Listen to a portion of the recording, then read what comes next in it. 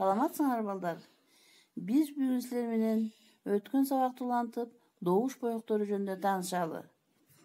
Максат музыкадагы колдонулуучу көркөм каражаттар болгон добуш боектору жөнүндө маалымат алуу. Көркөм каражаттардын чыгармада колдонулушунун маанисин түшүнүү. Добуш боектору ырларды өздөштүрүүдө же музыкалык чыгарманы угууда ар кандай музыкалык көркөм каражаттар пайдаланылат. Алар бирде катуулап, кубаттуу болсо, бирде жай акырындаган, бирде ылдамдатылса, бирде жайлатылган каражаттар. Мисалы, пиано латын тамгасы п тамгасы менен белгиленет, акырын дегенди билдирет. Форте ф тамгасы менен белгиленет, катуу дегенди түшүндүрөт. Мындай белгилерди музыкада колдонулуучу көркөм каражаттар, башкача айтканда, динамикалык белгилер дейбиз. Өтө акырын чыккан музыкалык добушту пианиссимо дейбиз. Ал эми өтө катуу, кубаттуу чыккан музыкалык добушту фортиссимо дейбиз.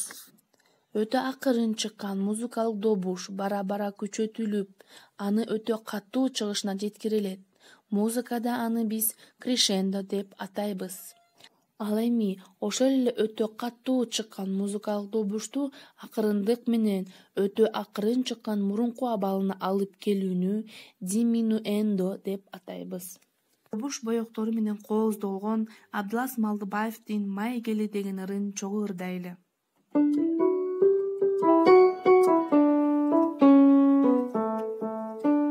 Жаркырап кубанычтың ой, ай келди, береке куттуу сүттүң ой, май келди, кулпунтуп жер бетинен ой, шай берди, кулпунтуп жер бетинен ой, шай берди.